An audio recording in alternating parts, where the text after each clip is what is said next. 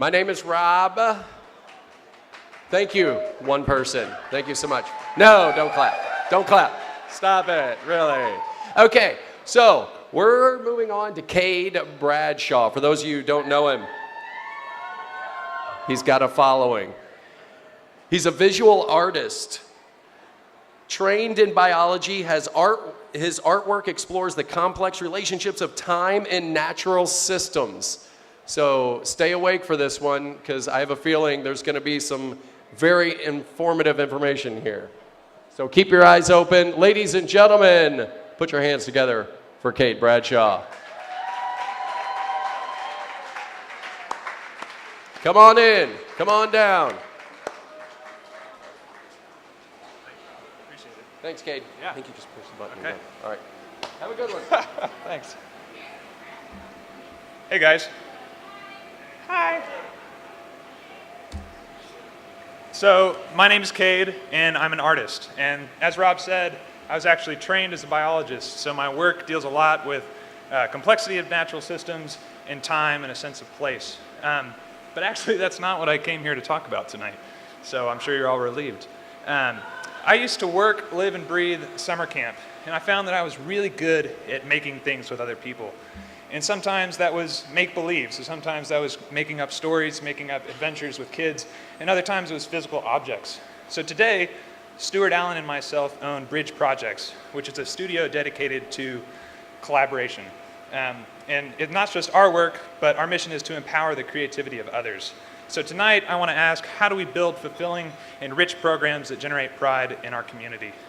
I contend that making is an evolutionarily advantageous trait, like this bowerbird, especially if we can create a rallying point around some shared core principles. So let's start at the beginning. Imagine you're a lonely caveman or cavewoman. You need to kill this buffalo, or you need to lift a heavy log in place for your house. The best way for you to do that is to build a team and share resources with them. Through that process, you build a group of trust, and a group bond emerges. The same sentiment can be said for an Amish barn raising. The entire community will work together on one family's barn, and in return, the community receives favors. So they get help during emergencies, they get help plowing their fields.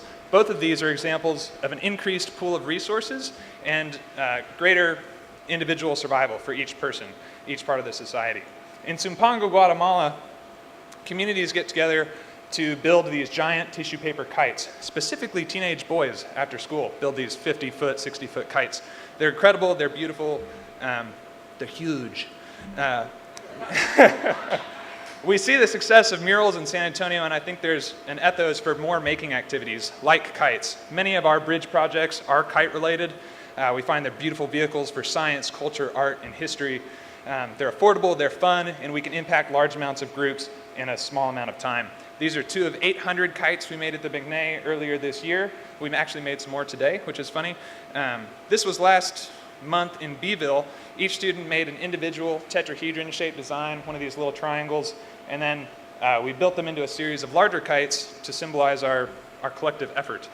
This is a Title I school, and we found the students that were most impacted seemed to be the ones that struggled the most with traditional education. A really nice finding. The Green Light Project by Olafur Eliasson, his mission is to support victims of the refugee crisis. So asylum seekers and members of the public get together to make these geometric green lights. And you can assemble these lamps into a bunch of different cool geometric shapes, which you'll see in a moment. But the lamp sales benefit 2 non-governmental organizations.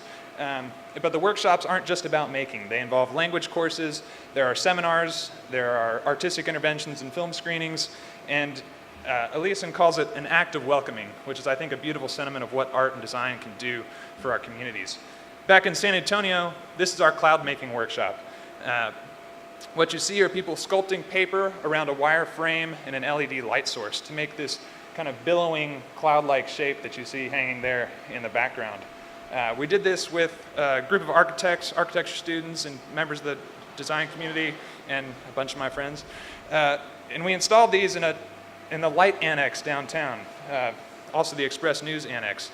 Named the Paper Cloud, that refers to the individual cloud, but also the larger assemblage, the larger massing of these clouds. And let's hear from y'all. If any of you made a cloud or were involved in this project, shout out. All right, a few.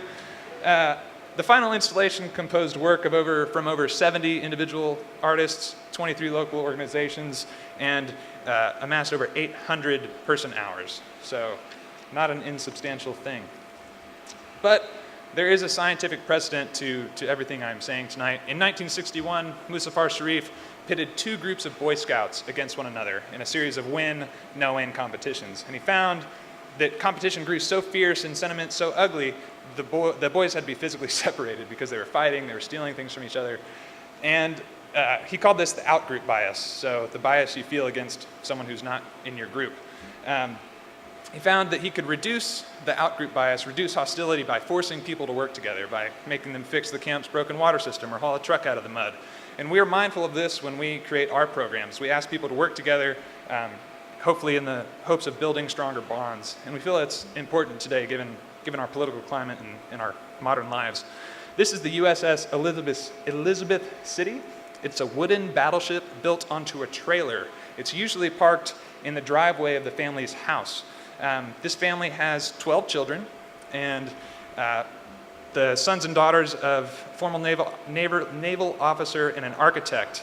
And the project aired on This American Life, and its crew has real duties. The kids take night watches, they nurse minor injuries of their siblings. My favorite, they catalog each other's real medical histories and real medical appointments, so their parents never miss a date and something like that. But this project fused make-believe in real life. Similar things happen at camp. There's a real sense of camp magic when kids are outside inventing games and learning new skills. And having been a camp counselor, been a professional staff member, creative play is important. And being a counselor is more than babysitting, it's more than supervision.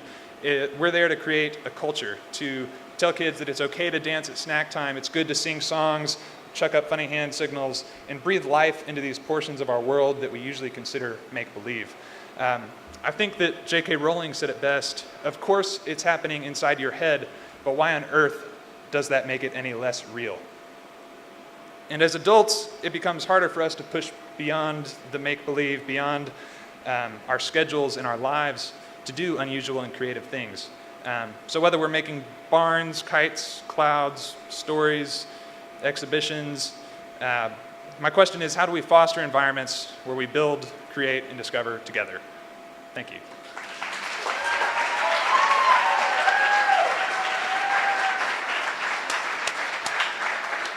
There was no biology involved in that, Cade. I'm sorry. I can go again. So very interesting. I like how you bring together individuals to do bigger than what they can do on their own, right? Yeah. Why San Antonio? How'd that come about? Well, I went to Trinity. Tigers. Congratulations, Ron, by the way.